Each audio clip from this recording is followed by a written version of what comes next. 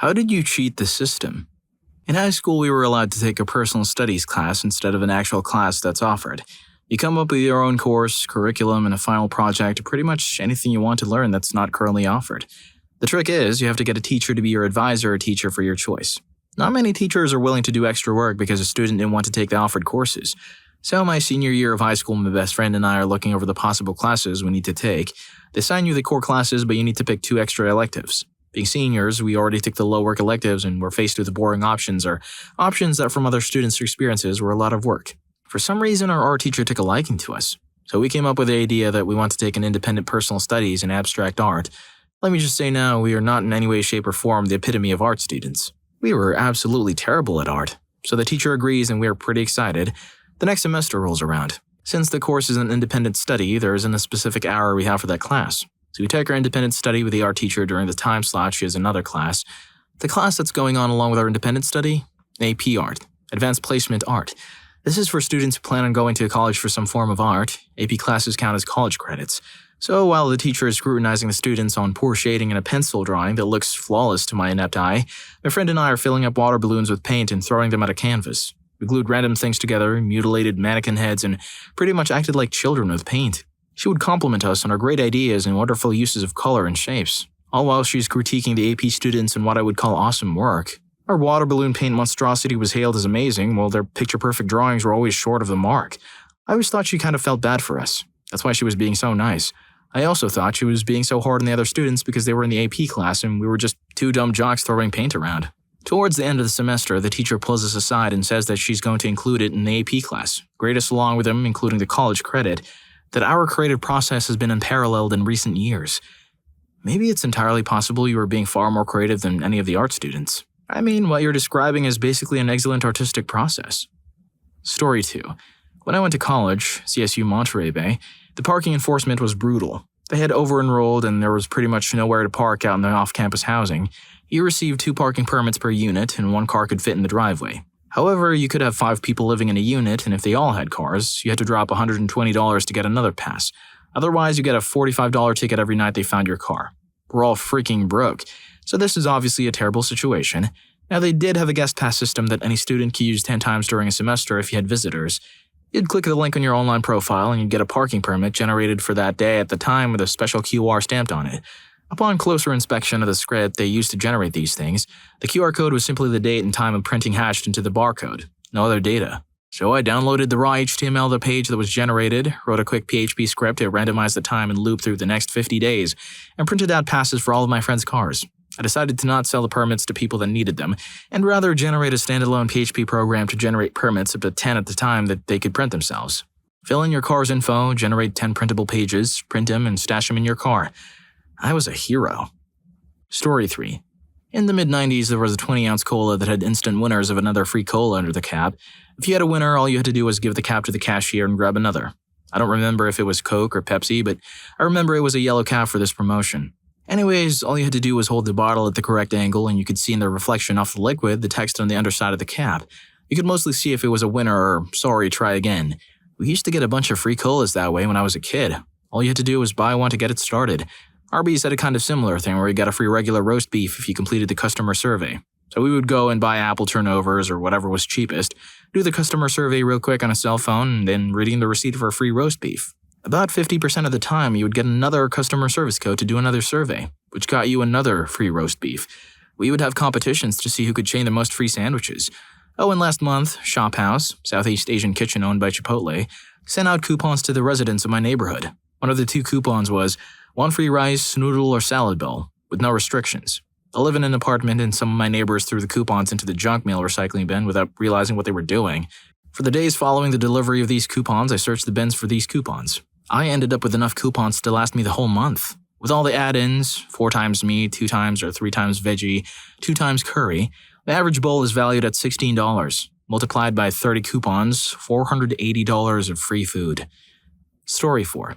When my son was little, I was a single mother without child support. Dad was on the certificate, just didn't pay, living in a very bad area with an underfunded school system. When I went down to get a look at it, I was told that because the boy had been born with a tied tongue and still had some residual speech issues, he would be placed in a special ed program. All disabled students were placed in the same program, Speech difficulties, Down syndrome, motor difficulties, intellectual disability. The place looked, sounded, and seemed to be run as a harsh, overstrained institution. My mother lived 20 miles away in the same area where I had grown up, a village of 600 people. It has one of the best school systems in the state, due in part to a wealthy tax base and in part to an excellent sports program, as graduates went on to college at a 90% rate. For the school in my district, it was less than 60%.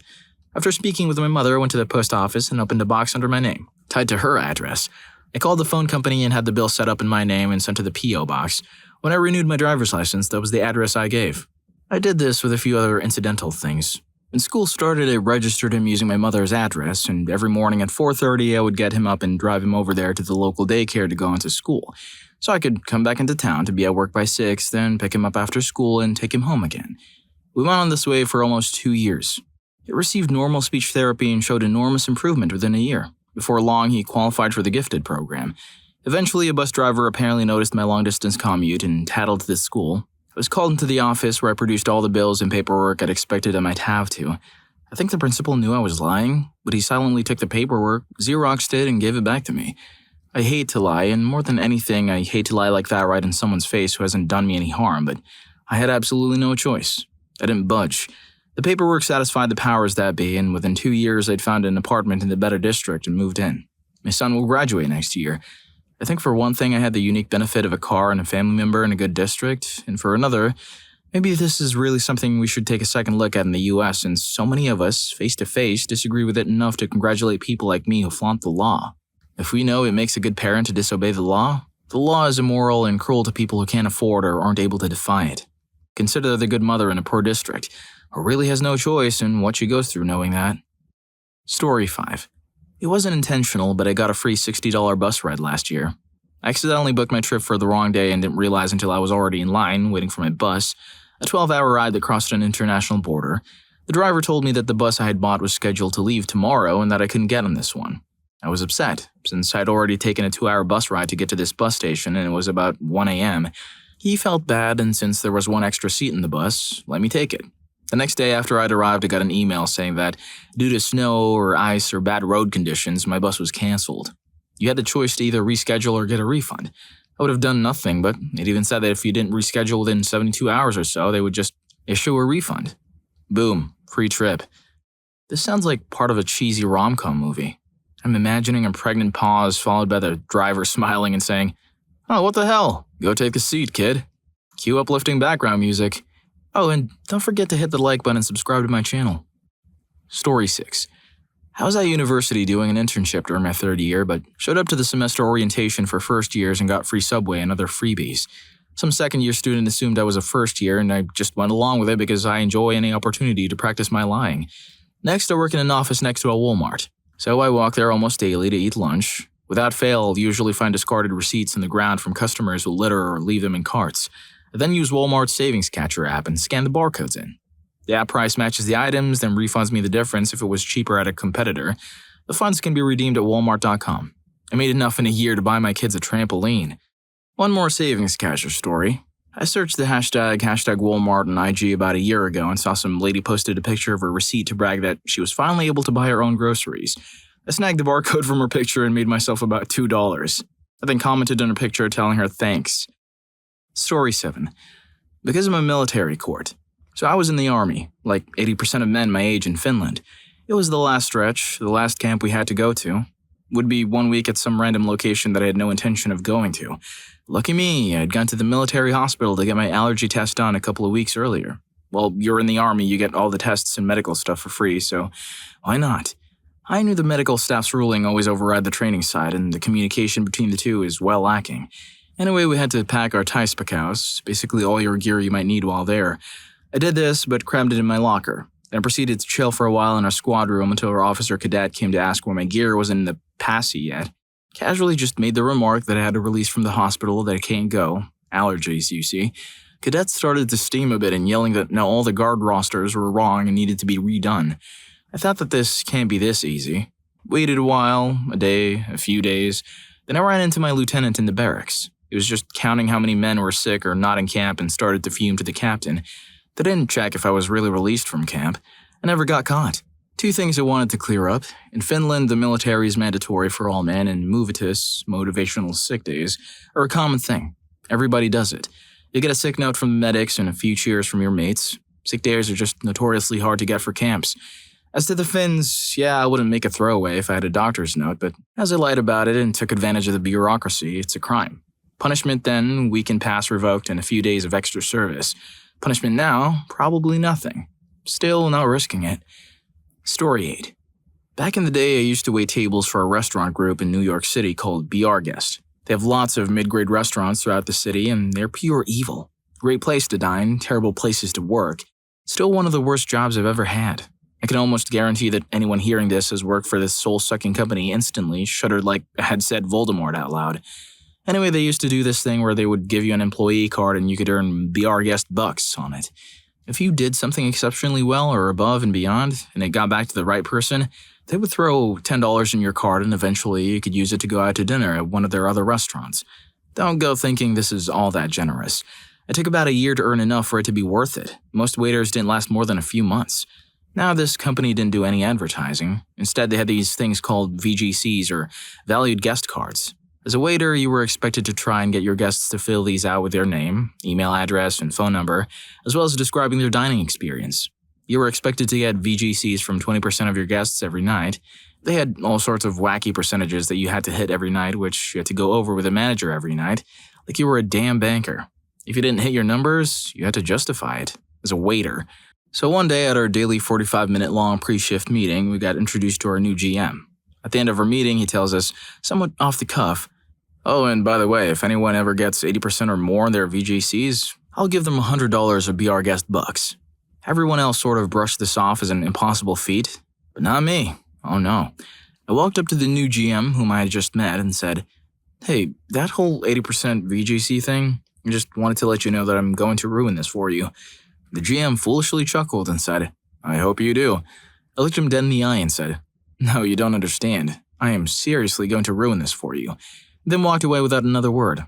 That night, I turned in a 100% VGC count with my sign-out paperwork. The manager was flabbergasted. "This is amazing. How did you do that?" he asked. "I could sell crap to a diaper," was my only reply. The truth is that I sold every table that I had a bet with my manager, and if I got all my tables to fill them out, he would give me $100. Everyone did. This went on for about 3 or 4 nights before another manager figured out what I was doing and told me that I could not tell my tables that. I argued that how I got the VGC shouldn't matter, as I was not lying to the guests, and since the end results were the same, who freaking cares? But he held firm. The following week, the company started a monthly raffle for anyone who filled out VGCs. Anyone that filled them out got entered into a raffle for a $500 gift card to any of their restaurants. Can you tell they had a real hard-on for these VGCs? Suddenly, I was back in business. Now, when I said I could sell crap to a diaper, that was actually true. Having previously worked an all-commission, high-pressure sales job, I was very skilled at getting you to sign up for whatever the hell I wanted. If you sat at my table, the end of your meal was all about the raffle and getting you to fill out that damn card. I'm not going to say that I hit 80% every night, but for the next few weeks, if I didn't, I was pretty damn close. After the first few $100s, the manager dropped on me that he could technically only add $50 a week to my card, so he was going to have to catch up incrementally. I told him that it was fine and to just keep track of it, not wanting to end my golden goose. Apparently, in their company-wide manager meetings, my name came up. They wanted to know how the hell I was doing this. "I'm just so damn good at my job," was all I would tell them. At this point, it is important to note that I was never dishonest. This was a game to me, and I had no interest in cheating. So I never filled out cards with fake info. Everything I turned in was legit. What I will cop to is that sometimes I had over 100% on my VGCs. That is because I was so good at selling the guests on this raffle that they would also fill out their spouse's or kid's name to up their chances of winning. On those occasions, I would bank those cards for a later date. The way I saw it, they were getting their legitimate marketing info they wanted, but I just wasn't going to let them get any of it for free. After a few more weeks of this, I had $800 already on my card and the manager still owed me another $700. It was then that he came to me, head hung in defeat. He called my name and he said, I can't do this anymore. I am getting flack from the district manager for this. I am going to have to stop with a $100 per VGC trade. I'll still get you the money on the card you're owed, but it is going to take some time. He was broken. As I told him I would, I ruined this for him. Now, as I am a forgiving soul and confident in my utter dominance, I gave him an out. Okay, here's what we're going to do, I said. I have some family coming into town next week. We're all going to come in here for dinner to eat and drink like kings. At the end of the meal, you make my bill go away and we will call the remainder of my balance square." He jumped at the chance, as this was a relatively nice restaurant and comping a few $100s worth of food and drinks every night was not that out of the ordinary. So the next week, my mother-in-law and brother-in-law came to town. They, along with my wife and I and my dad, all went out to dinner for steaks and lobsters and wine and champagne and every dessert on the menu. My wife got to look awesome in front of her mother, my manager got to get this off his mind, and I got to bask in the glory of my victory, having kept my word that I did indeed ruin this for him. Story 9. I gamble exclusively at MGM casinos in Las Vegas. They have a Players Club card, M Life, that rates your play, and that's how you get comps. When you change cash into chips, the pit boss runs your card and gives your account points for how much cash you sat down with, and some residual credits for playtime. I routinely changed $1,000+ into chips, only played with maybe $50 worth, took the rest of the cashier and got cash back. Assuming I lost my $50, sometimes I do, sometimes I don't, I get $950 back in cash. So go to a different pit and change out again. The casino now thinks I'm some fat cat who just lost $1,000 and is back to donate more, and I'm sitting in points for $1,950 worth of play. Rinse and repeat as you walk down the strip at their half-dozen properties, and I've earned so many points I've actually skipped an entire membership tier and gained gold status. About to make platinum. This has earned me a host at the Bellagio, who I contact directly and get a free room whenever I visit. Over the 2 years I've done this, I've probably actually lost only $1,000 gambling, but the books show around $100,000 of cash flow with my name on it. If the film 21 bears any truth, I might get roughed up in their basement someday, but it's worth it. I hope you enjoyed the video, and if you made it this far, I'm sure you'll also enjoy. How much destruction have you caused? Story 6 was crazy. See you in that video.